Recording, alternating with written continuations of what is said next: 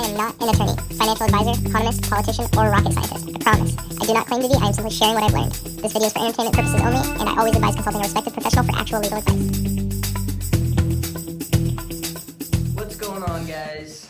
I am just wrapping up my day here and figured I'd take this downtime opportunity to chat over the seminar that I recently attended, put on by the National Association of Realtors, more specifically Nick.SanDiego, California Association of Realtors. Really, this seminar was fantastic.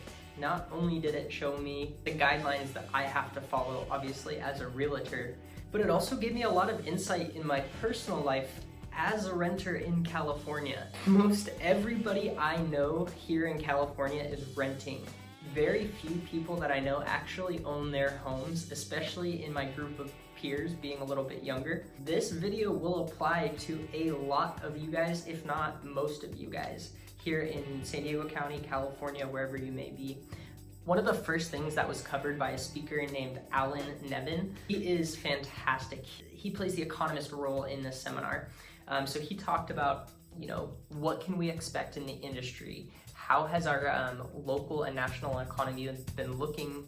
A couple huge points that he brought up, which I found incredibly interesting personally, is that 50% of all jobs in 1980 were factory or what they call routine clerical work.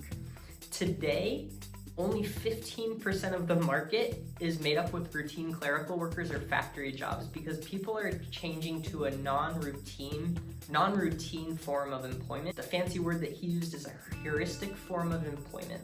That is basically a realtor, a lawyer, a doctor, or anybody that doesn't have a routine job. They don't go into a factory and press the same button thousands of times a day. So yeah, I found that super interesting because it just shows that a lot of people are stepping outside of the comfort zone or society's comfort zone and really working for themselves and, grinding or hustling. Another thing that he brought up, which was incredibly interesting living in San Diego my entire life, I am very familiar with Comic-Con and all of the traffic that Comic-Con brings. I'm sure if you live in San Diego County, no matter where you're at in the county, you experience the traffic, the talk of Comic-Con. You may see hotel prices increase. That was the point that Alan brought up, was he said 70% of Comic-Con attendees actually stay in short-term rentals rather than a hotel room. Comic-Con being so big and drawing people from all over the world, we in San Diego don't have enough hotel rooms to host that many bodies, especially for just a single weekend. So a lot of people end up doing the Airbnb, the Vrbo, looking online for short-term vacation rentals or short-term rentals, which I thought was incredibly interesting because he brought up the point of how that impacts our economy. And really, as a San Diego resident, I always dreaded Comic-Con weekend. Not because I'm not a comic book fan or anything like that, but because the traffic that it brought, the increased prices on local events and hotel rooms and just things like that. You see everything kind of go up for the weekend, and rightly so. There's so many people flocking to San Diego just for this one weekend. With San Diego County cracking down on short-term rentals and really all over the state, especially the very touristy towns cracking down on short-term rentals, he brought up this point that, 70% of people are staying in those short-term rentals versus hotel rooms because we don't have the capacity. So why would you outlaw something that is actually bringing our economy money? Think about that. If they cut out short-term rentals completely, that means only 30% of Comic-Con attendees who are actually staying in hotel rooms will be able to go to Comic-Con. You're losing 70% of the Comic-Con attendees, which blew my mind.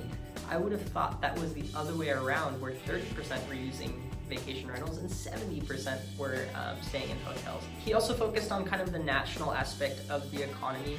He said just about every factor of the economy was increasing. The one factor that was not increasing was the construction factor, being development, commercial, high-rises, all that kind of stuff. Those were not increasing.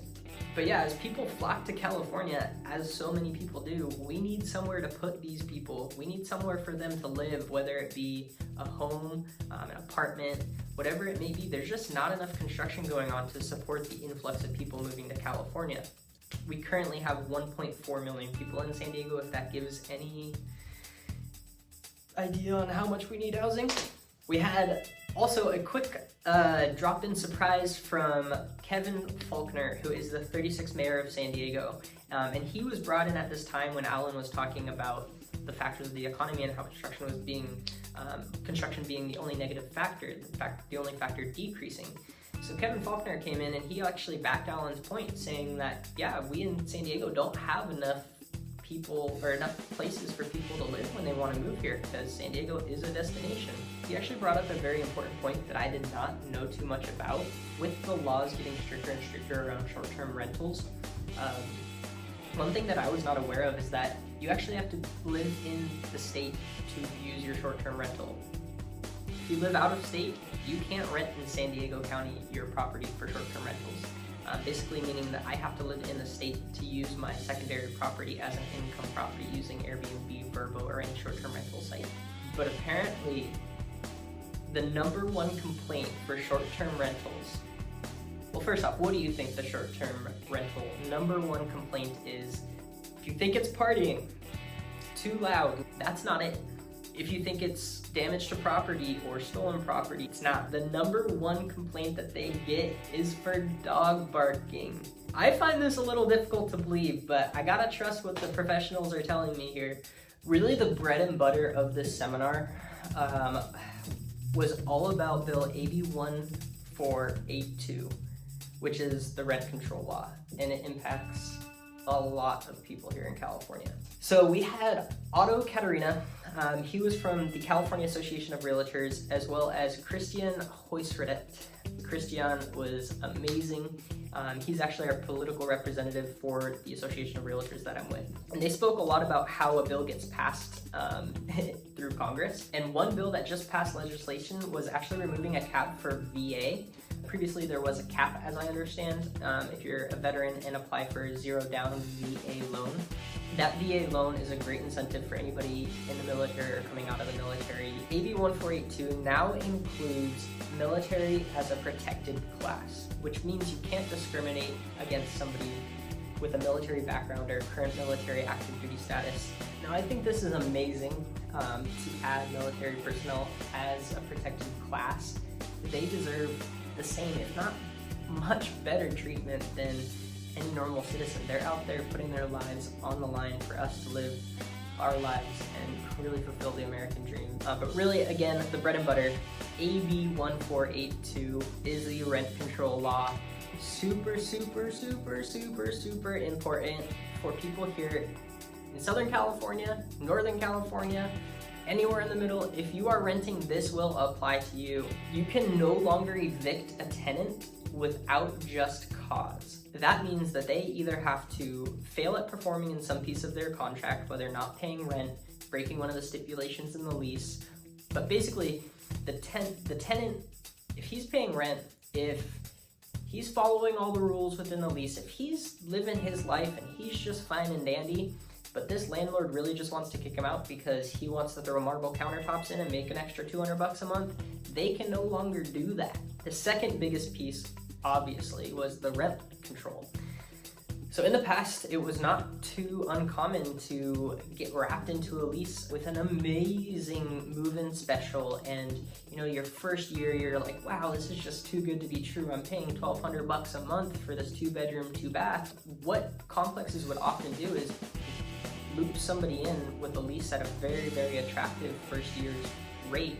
And then the second year come around, they would hike that rent up incredibly high to match markets and hopefully keep that tenant in there. Because once you've lived in a home for a year, if you've ever been through a move, you know how stressful it is. Even if it's just from one apartment to another, you have no idea how much crap is stored up in the back of your closet that you just forgot about for ages, that you now have to go through and sort out and move. So now there are some laws restricting that. The rule of thumb that this law says is that a landlord cannot increase the rent by more than 5% plus the cost of inflation. Now, I know it sounds like a lot still, but think about it. Going from $1,200 a month to over $2,000, I know that's an extreme circumstance, but that's a lot more than 5% plus inflation.